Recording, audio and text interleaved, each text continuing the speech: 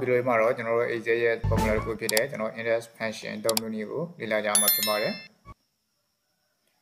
Okay အဲ့တော့ index function ဆိုတာကဘယ်လိုအလုပ်လုပ်တယ်လဲဆိုရင်ကျွန်တော်တို့က index function ဆိုတာ return the value or text in a cell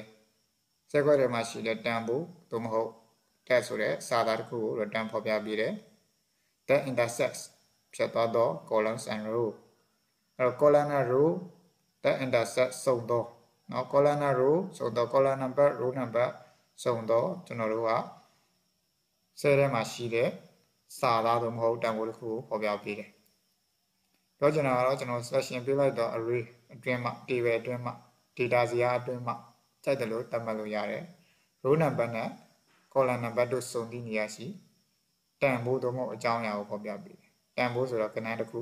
အကြောင်းအရာဆိုတာစာတွေနာမည်တွေလိပ်စာစိုက်တဲ့ပြင်ဒါတွေကိုဖော်ပြပေးတယ်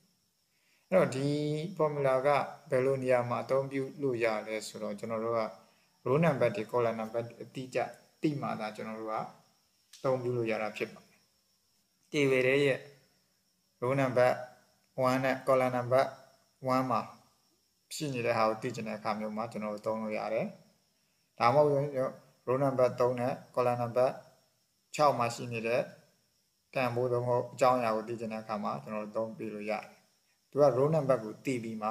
ကျွန်တော်တို့ကအကြောင်းအရာကိုဖော်ပြပေးတာဖြစ်ပါတယ်ကျွန်တော်တို့ရှေ့မှာဗီဒီယိုလေးတစ်ပုဒ်တင်ခဲ့မှုတဲ့ဒီ match function အသုံးပြုနည်းဖြစ်ပါတယ်အဲ့တော့ match function အသုံးပြုနည်းတုန်းကကျတော့ကျွန်တော်တို့ကအကြောင်းအရာပေါ်အခြေခံပြီးတော့ row number နဲ့ column number ကိုရှာခဲ့တာဖြစ်ပါတယ်အခုကျွန်တော်တို့ဒီ index function မှာကျတော့ကျွန်တော်တို့က row number နဲ့ column number သိပြီးမှသိချင်တဲ့အကြောင်းအရာကိုရှာဖော်ထုတ်ပေးတာဖြစ်ပါတယ်အဲ့တော့ကျွန်တော်ဒီနှစ်ခုကတွဲပြီးတော့ကျွန်တော်တို့သုံးလို့ရတယ်เนาะကျွန်တော်နောက်တင်ပေးမဲ့ဗီဒီယိုလေးမှာတော့ကျွန်တော်တို့ဒီ match နဲ့ index ကိုတွဲပြီးတော့ကျွန်တော်တို့ဘယ်လိုသုံးပြုလို့ရလဲဆိုတာကိုကျွန်တော်တို့ရှာပေးမှာဖြစ်ပါတယ်အဲ့ဒီဗီဒီယိုလေးကြာရင်လည်းကျွန်တော်တို့ဆက်လေ့လာကြည့်ကြမှာဖြစ်ပါတယ်โอเคအဲ့တော့ကျွန်တော်ဒါတော့ index function တည်တံ့ဖြစ်တဲ့အတွက်အဲ့ index function ကကျွန်တော်တို့ row number column number စုံတဲ့ set ခွက်ထဲမှာရှိတဲ့တန်ဖိုးသို့မဟုတ်အကြောင်းအရာတစ်ခုကိုဖော်ပြပေးတယ်အဲ့တော့လောလောဆယ်ဒီလိုလေးမှတ်ထားမယ်အဲ့တော့ကျွန်တော်တို့ဒီ formula ရဲ့အလုပ်လုပ်ပုံသဘောတဘာဝတွေကိုတခြားနားလည်သဘောပေါက်ပြီးဆိုရင်ကျွန်တော်တို့ formula တွေကိုပေါင်းဆက်ပြီးတော့ကို idea ရှိသလိုကျွန်တော်တို့ဖန်တီးလို့ရတယ်ဒါကကျွန်တော်တို့မှန်ကန်ကန်နဲ့သူ့ရဲ့ argument နေရာမှာအစားထိုးဝင်ရောက်မဲ့အရာတွေเนาะဘယ်လိုဝင်ရောက်နိုင်တယ်ဘယ်လိုအသုံးပြုနိုင်တယ်ဆိုတာတွေကိုကျွန်တော်တို့ပေါင်းဆက်ပြီးတော့အလုပ်လုပ်လို့ရတယ်အဓိကတော့ကျွန်တော် formula တွေရဲ့သဘောတဘာဝ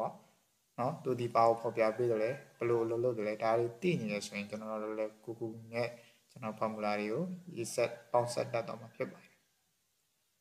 ဟုတ်ရောပြီအဲ့တော့ကျွန်တော်ဒီ index formula ကကျွန်တော်တို့ဘာတွေပါလဲဆိုရင်ညီမချင်း index array ဆိုတာကတော့ကျွန်တော်တို့ဒီရှေ့သင်ခန်းစာရဲ့မှာလဲ array ဆိုတော့ကျွန်တော် section ယူပုံချင်းတော့မတူဘူးဒါပေမဲ့ set ကွက်တစ်ခုထပ်ပို့ပြီးတော့ selection ပေးပေးရတာဒီ array ဖြစ်ပါတယ်နောက်တစ်ခါ row number เนาะ row number ပေါ့เนาะနောက်တစ်ခါ column number နောက် row number column number နောက်ရှိတဲ့ဇယားတွေကကျွန်တော်တို့ချက်လက်ကိုဖော်ထုတ်ပေးမယ်အဲ့တော့ array ဆိုတဲ့နေရာမှာမိမိစိတ်ကြိုက် selection ပေးနိုင်တယ်เนาะ array ဒီကျွန်တော်တို့ပြန်ပြောမယ်ကျွန်တော် match function နဲ့မတူဘူးเนาะ match function ဗီဒီယိုလေးကိုတော့ကျွန်တော်တို့ကဒီရှေ့မှာကျွန်တော်တင်ခဲ့ဘူးเนาะဒီသွားပြီးတော့ကျွန်တော်လေ့လာကြည့်လို့ရတယ်အဲ့တော့ match function ကကြတော့ကျွန်တော်တို့က column ကိုသိချင်အချက်လက်ရှိတဲ့ column gray ကိုယူရတယ် row ကိုသိချင်အချက်လက်ရှိတဲ့ row ring ကိုယူရတယ်เนาะကျွန်တော်တို့ကဒီဥမြ A ကိုသိချင်ပြီးတော့ဒီဘက်ကကျွန်တော်တို့ row ring ကိုယူလို့မရဘူးဥမြ A ရှိတဲ့ row ring ကိုယူရတယ်ဥမြ A ရှိတဲ့ column ring ကိုယူရတယ်အခုကျွန်တော်တို့ဒီ index function မှာじゃဒီလိုမဟုတ်ဘူးကျွန်တော်တို့ကမိမိစိတ်ကြိုက် selection ပေးနိုင်တယ်လို့ဆိုလိုတာဖြစ်ပါတယ်ဟုတ်ကဲ့ပြီ row number ဆိုတာကတော့ကျွန်တော်ကဏ္ဍတစ်ခုရိုက်ထည့်ကြည့်မယ်เนาะကျွန်တော် table ထဲမှာရှိတယ်ဆိုရင်ကျွန်တော်တို့ကအမှန်ကိုပြပေးမယ် table ထဲမှာမရှိဘူးဆိုရင်တော့သူဖော်ပြပေးမှာမဟုတ်ဘူးအဲ့လိုပဲ column number ဆိုတာလည်းကျွန်တော်တို့ကဏ္ဍတစ်ခုရိုက်ထည့်ပေးမယ်ဒါကကျွန်တော်တို့ index formula ဖြစ်ပါတယ်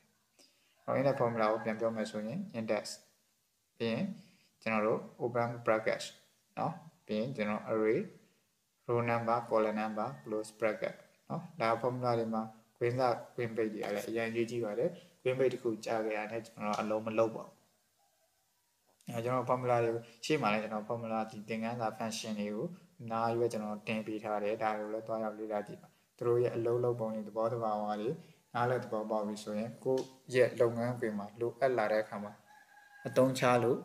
yala, my chip. A general formula fashion and a good go the Luas and Malu Ellie. Todo nyale general dial detaching option general D go the Lu Ala Kama piano don't china people. Okay, will be a general don't die Alma general the mad fashion on don't get it general detaching Ali general piano don't tare. Hello, general the general the row number color number go light heavy general the chellet go digin up chip. Okay, or we dajar general row number color number the team up chip. No, or general tomorrow general say jack and only to yite him out. Not the day where we up buying, I read them up buying to pare the gamble the moho, general D. John Yao for the payment. Hello, okay, hobby original formula side of my formula side. Imagine is I am up to bare. Piano general I am the is industrial bureau. See me. And I GPV sway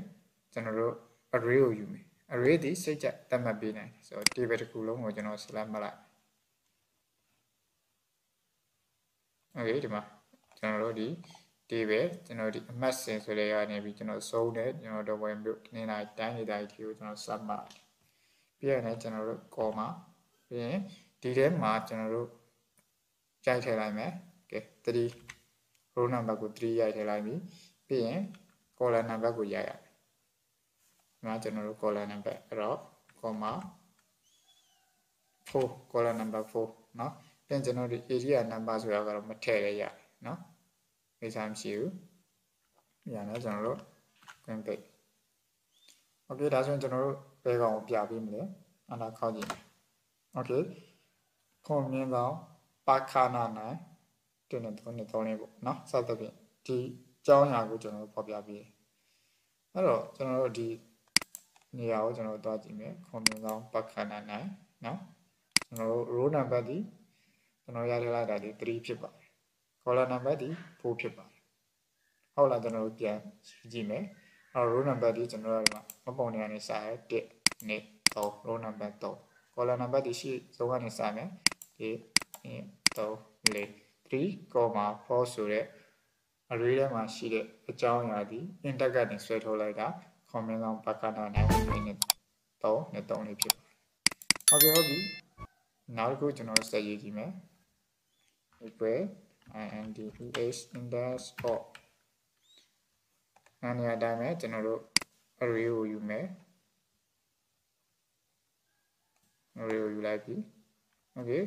ဟုတ်ပြီပြင်ကျွန်တော်တို့ comma ကဲဒီတစ်ခါကျွန်တော်တို့ row 5ထည့်လိုက်မယ် no column ကို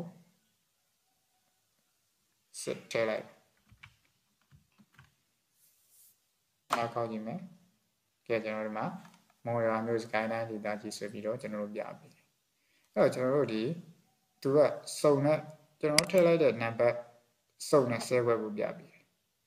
ကျွန်တော်တို့ရွေးချယ်ထားတဲ့ဒီ selection တွေကအဲ့တော့ကျွန်တော်တို့အခုရိုက်ထည့်လိုက်တဲ့နော် row number 5 1 2 3 4 5တွေ့ပြီ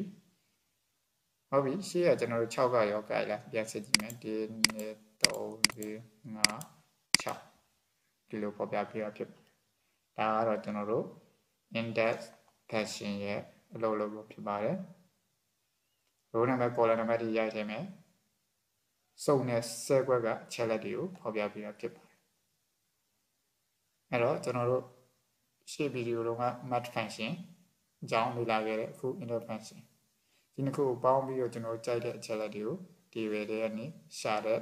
နီလန်းကိုကျွန်တော်ပြုလုပ်လို့ရပါတယ်နောက်ဗီဒီယိုလေးမှာကျွန်တော်ဆက်ပြီးတော့ဝင်ပြပေးမှာဖြစ်ပါတယ်